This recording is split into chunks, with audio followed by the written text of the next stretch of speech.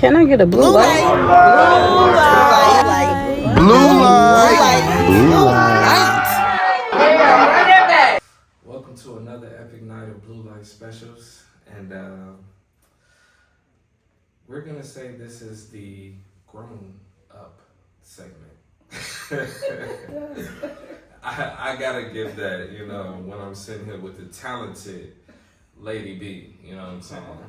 What's going on? Hey, I'm just glad to be here. Man, same. So I'm about to dive right into it, the options. So you talked about having the option of a man and a woman. Mm-hmm. What's your favorite? I can't say I have a favorite, because it's not really more so about the gender. It's more so about the person. Mm-hmm. Okay. So describe, because I'm gonna dive a little deep into your poem. Because for one, you talked about choosing Mr. Wrong when you got the options of so many rights. So I want to ask, what made you choose Mr. Wrong? So if that was a real story. Yeah. Okay. Sometimes it would more so be like, you don't have the best sex in the world, you don't have the best this or that, but I truly like you or, drawn to you as a person. But when you keep fucking up, you're going to make me remind myself, like, I don't have to put up with this. I don't treat you like an option, but I have options, so I really don't have to put up with this. That's the beauty of it. So that lead me to ask, because, like, when I was dating, I used to come up with these type of questions all the time in the sense of, like, why can't people get exactly what they want? For example, like you said, the sex wasn't all that great, but you may have liked how he made you laugh, right? Mm-hmm. If a person can make you laugh and a person got good sex does exist, why not go for them? You have to figure out if they have good sex. That's for one. Mm-hmm. That don't mean I want to go around figuring out if you got good sex. I feel that. It's not like that. And then sometimes, like, it's an energy thing. I can feel it. Like, with sex, you can teach somebody how to be better. Mm-hmm. You know what I'm saying? So, and depending on what the issue is, it may be something different, more deeper than just sex. Like, are you listening to me? Are you paying attention to how my body reacts when you do this? Or when you don't do this? Do you see how that affects the moment or something like that? So being more intentional and being more into learning your partner as opposed to you just getting yours. Mm-hmm. It takes two to tango in this. Let's tango together, so we both can win. Do you feel like it's a lot of mental stimulation in it as well as physical that people forget about sometimes? Oh yeah. Like, I would say the best sex experience I had was not just because it was physical, but it was because it was mental. I love talking to people that I can actually have a conversation with about all kinds of topics. Be smart, be intellectual. Let me know that you lived a little. You read a book. You picked up a hobby. You have a passion. You know what you want to do in life. Some other things just besides sex. And everybody's not like that. And it's okay. Some people are still trying to figure out what they want to be in their journey and this, that, and the other. But I prefer to be with people that are confident. They already know their purpose. They're walking in it. I'm not asking for perfection because life isn't perfect. So I can't expect that. But what I can expect is you being authentic in who you are in your journey and being better. That's what I can hope for. Thanks. So you also talked about having the option with the get back. So is that like a valid way to get back at somebody for you, as far as, like, just going to get somebody else? Or do you think it's other avenues you can do that with? Well, for me, I'm not trying to, like, necessarily go tit for tat, but what I am saying is once in my mind, I'm through, I really am through. I'm really done. Like, it don't matter how deep our connection was, you pushed me to that point. And once I'm to that point, I have to be done with you and not let you back in, because all you're going to do is do it again. I can't give you that chance. You have to live with that. So, like, with your writing style, it was like, I don't even want to say explicit. It was nice. You know, it was tasteful. I think that's the proper word to use. Okay. It was tasteful. I appreciate So that. with that, it's like that's your writing style, like usually tasteful like that. Well, I'll say I chose the erotic realm.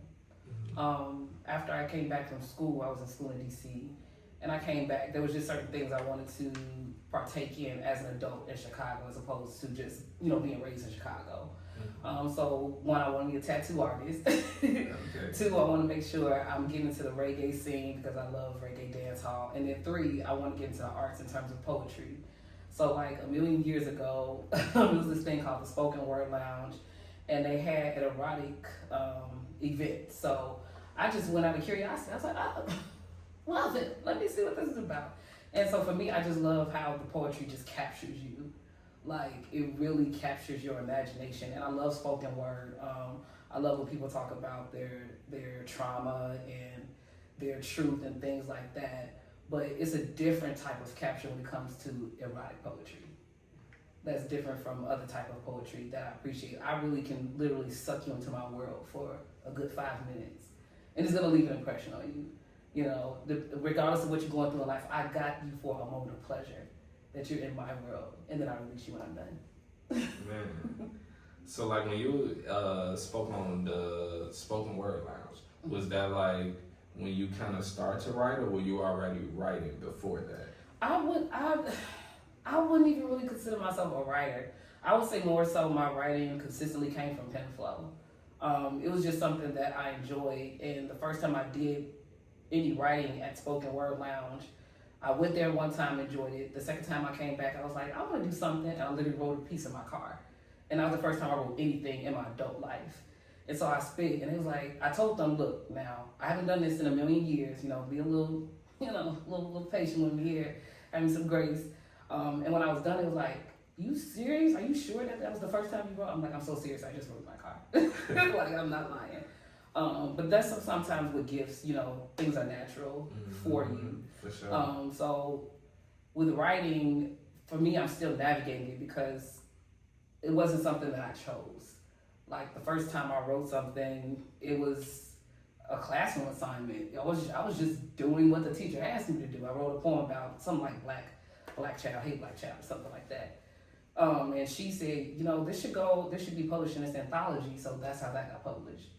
And then another time I got published, but this was in my adult life, I got published in Chicken Soup for the Soul with my adoption story.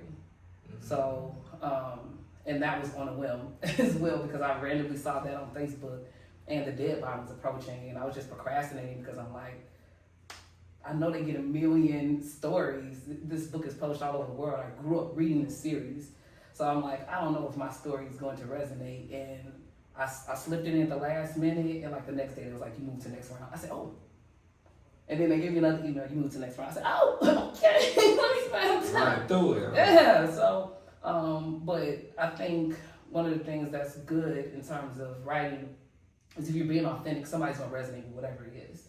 So some people resonate with my adoption story that they've seen on Judge Mathis' show, and they've even found me on social media to let me know, hey, I saw your story resonates with me, this, that, and the third. I've had people come to me, talk to me about my poetry. Now, I don't really think it's inspirational per se, in terms of erotic, but people have told me that I've inspired them, and in my inspiration, some of them have been challenged to try to do it every once in a while. And really, it is outside of the box. I may make it look like it's comfortable for me, but it's not comfortable for me at all. Even when I'm writing, sometimes I look at it like, what the hell did I just... Yeah, you definitely showcase it well. That's I'm not like, what the hell is this? Yeah, And by the time I really realize it, I'm already standing on the mic. So it's like, ugh. So, like, with that fear, like, how do you get bypass that of, like, realizing, like, what the hell? But you already, like you say, already saying it. So is there, like, a certain process in that where you bypassing what you wrote and you just going dead in, you writing it down and you going dead in to perform it, or how's that process for you? Again, it's about energy. I'm always nervous. So most people that know of me in public speaking, they know of me from preaching. So I used to preach in my childhood church and stuff. And I'm always nervous, whether it's a small crowd or a big crowd. I grew up in a mega church. So for me, just standing up and speaking in general is gonna always be nervous to me. You won't see it. I'm nervous now, but for me, it's more so about energy. I don't really have anything to be nervous about because I'm confident in my writing. I'm confident in my speaking. It's more so, wow, this is raw. Literally raw. I just wrote this. I didn't even get a chance to go in the back and perform it or rehearse it or anything like that. And then, you know, you're an artist and you're sensitive about your shit. You don't know how people are going to react or respond. Sometimes you may think, oh, they made like this part, and then it's like, no, or, you know, just different things. You just don't know how it's going to be received. Some of the pieces that I was like, I don't know what this is that came up on the screen. I don't know. Then somebody was like, wow, I really enjoyed that piece. I said, really? Okay.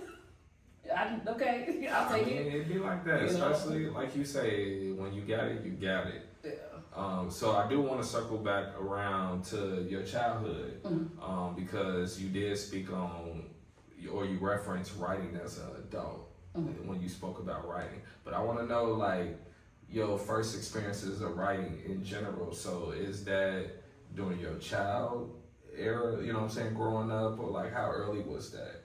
And how, you know what I'm saying, what led you to be so confident in that, in those early experiences? So again, I really don't consider myself a writer. I probably should, especially since I'm technically a published author. Yeah. You can put that on I really, I there. could, you know, You certified. And I would say that because I don't do it habitually until PenFlow came about for me. But part of the writing, I would say, my mother's an educator. Well, she's retired now. She was an educator. And for me, I feel like parenting hits differently when you are being parented by an educator. My mother, she was a librarian, so she invested in me. I didn't grow up watching much TV, an hour TV a day, if that. I'm reading books. You know, see what I'm saying? I'm reading books. My mother bought me educational games like VTech computers. I knew how to type before they even started teaching us how to type. So I would say my mother invested in me. My grandmother, her mother, she was good at public speaking, so she would teach me things when I would do oratorical contests growing up. So that wasn't writing, but she would still teach me in terms of speaking. And I have a voice. I have a booming voice. I know I'm meant to speak. I can speak life over to somebody. I can speak encouragement. I can speak ill. I can hurt your feelings. I can be your best friend. I can do this, that, and the third. I can sing. My voice is multi-talented. So being in different spaces where that's encouraged. Like I said, I grew up in a mega church, so I had a lot of experience when it comes to public speaking and writing. And like I said, I preached, so I had to write my own sermons. So I can write in different ways. I choose erotic, especially at PenFlow, because it's a challenge for me to make everything erotic. That's the challenge for me. So at times, you know, they have like some deeper topics. I'm sitting there like, what am I gonna write? And it comes up eventually, but you know, I don't always know what I'm gonna write when I walk in these doors. So you say you preach. Does that sometime resonate with what you write and how you write? Sometimes, in terms of having a message. When it comes to some of the PenFlow performances I've done, there's been some pieces where I'm a little deeper than just erotic. So sometimes it slips in there a little bit, I would say. And I'm okay with that. Again, it just depends on how my mind is thinking when it comes to the topics. Although I choose erotic, I could still sprinkle other stuff in there. You know, no problem with that. And in case y'all don't know, when she talking about PenFlow, that's where, you know, the magic happens. Absolutely. Every Wednesday, 7 p.m., 4504 South Cottage Grove. But in saying that, I say like at PenFlow, right? We got this blue light special, you know what I'm saying? But blue light at PenFlow is when somebody is feeling what you're saying so hard, they want to hear it again. And they want you to run it back. That's what it means at PenFlow. What does blue light mean to you? To me, I would say it depends. So sometimes I can say blue light because of what you said, and then I can say blue light because of how you said it. So I study English, so sometimes I'm looking for literary devices. Give me some onomatopoeias. Give me some like and as comparisons. You know, different literary devices. So, you know, you can say something that's deep and profound, but say it in a way that's like, ooh, double entendre, come on, you know what I'm saying? So for me, it's what you say and or how you say it. Okay. So describe your style in 3 words for me then. I already know it's kind of one of them. Wow. That's a good question. In 3 words, I'll say entertaining. Okay. Ooh. Some people have told me it's a little mind blowing. Some things I've been saying is a little mind blowing. Okay. So I'll throw that in there.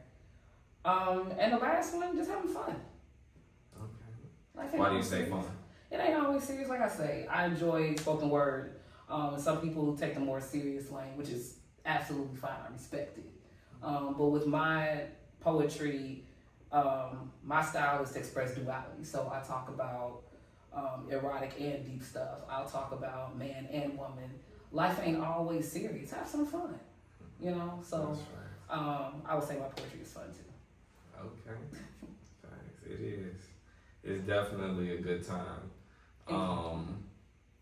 Tell everybody where they can hear more and have a good time with you. You know, where they can find you at and where they can read you at for sure. Because you know this is a real writer.